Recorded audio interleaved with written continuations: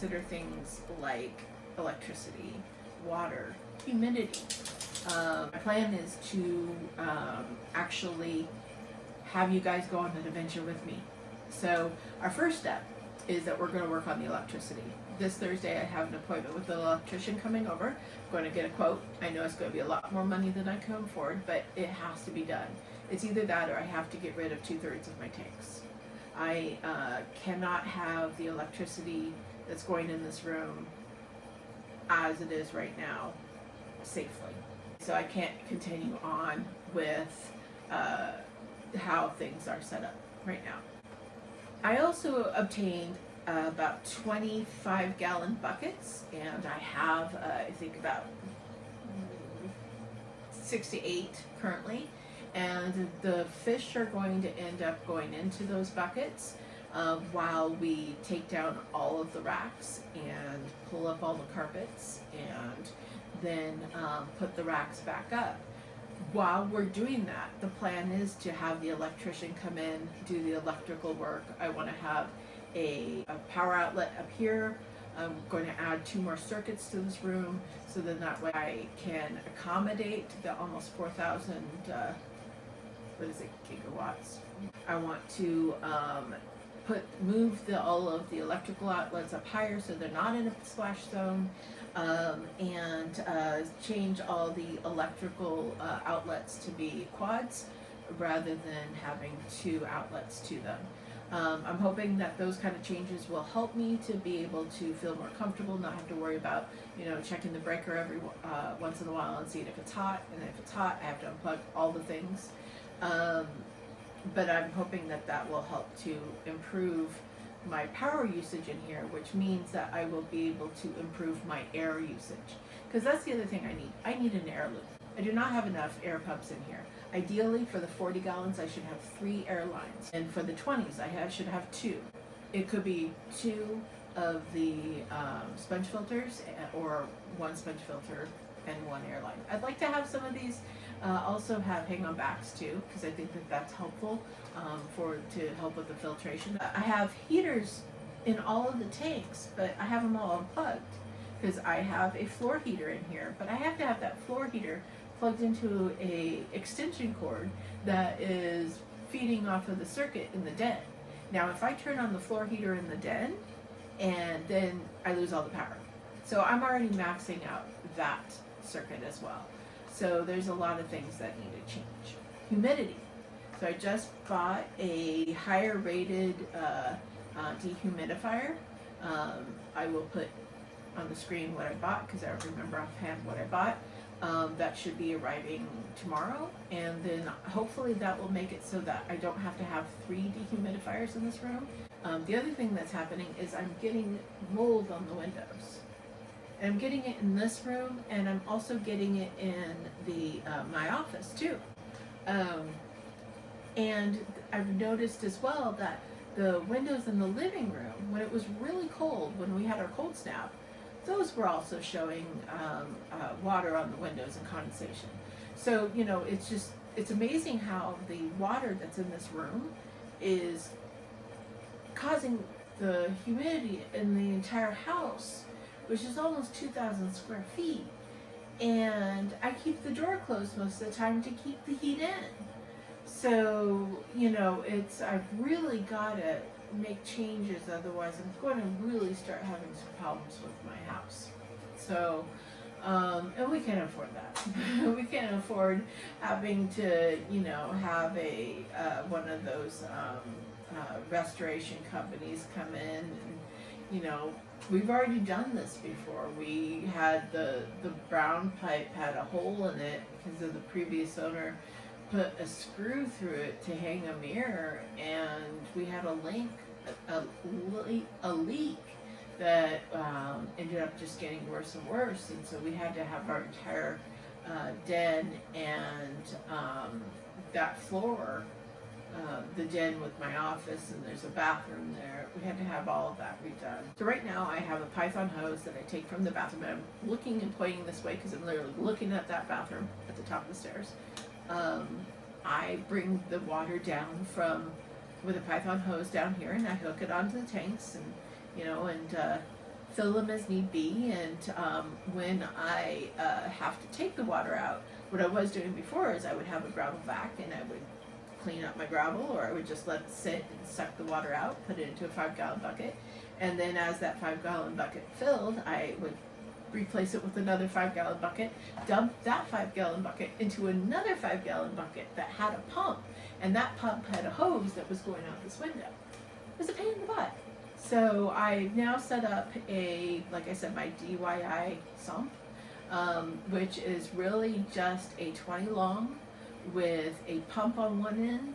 It has a matten filter between the pump and the water, and with air actually going through, and the purpose of that is so that if I do get fry in there, if I do get shrimp in there, that there's still oxygen happening with that water, so that when everything settles after I dump the water out, I can find those things and put them back into their tanks.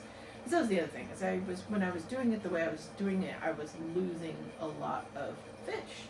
So, so I have one airline that goes, or hose that goes into it with a Hager pump that, or like gravel vac, the electric kind, that I just kind of, sit with the stick and go to each tank. The problem is that I only have 7 to 9 inches space between each tank level.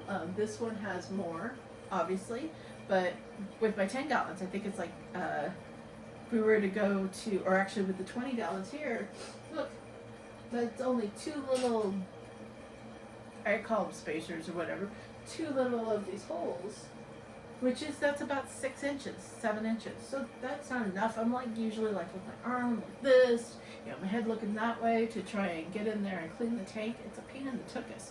But my ceilings, I'm now touching my ceiling. I don't even have to extend my arms all the way, and I'm 5'6" and change. So it's definitely a lot of adjustments that need to be made. I've had this fish room like this for a year now. I've learned a lot, but it's time to make some changes. So you guys are going to go on that adventure with me.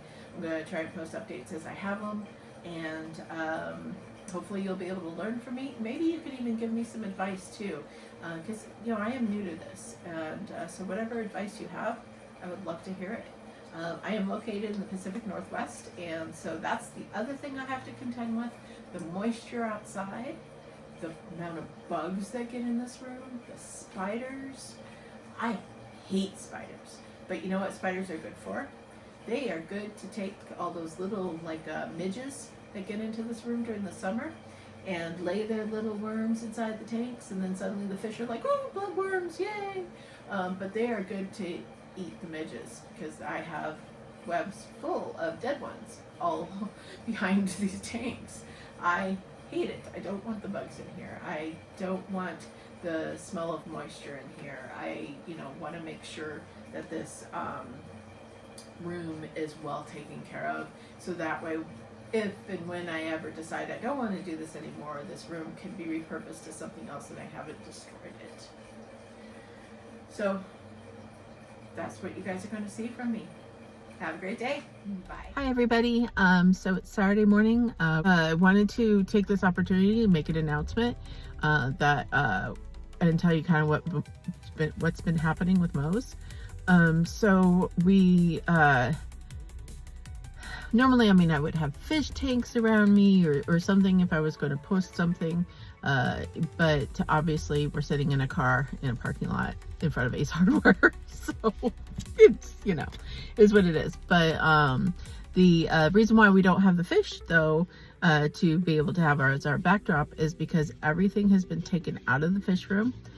We have added 4 new circuits to the room so I could have proper lighting and heating and all that without blowing a fuse. And then we've also pulled the carpets out. We've made a lot of changes. I'm setting up an air loop and doing a few other things. And all of this work is in preparation for one thing. And I just got the sign off from my city that I live in to be able to do this. So I'm really excited for it. But what we're going to start allowing for is weekend retail space. And it's going to be from 11 to 4.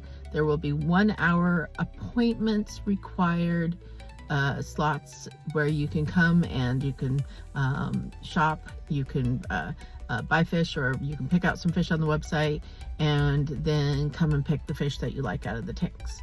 So really excited about that. Also going to be offering plants, and I'm working on my own calcium chips that for feeding for shrimp and for snails, and and for plecos, things like that.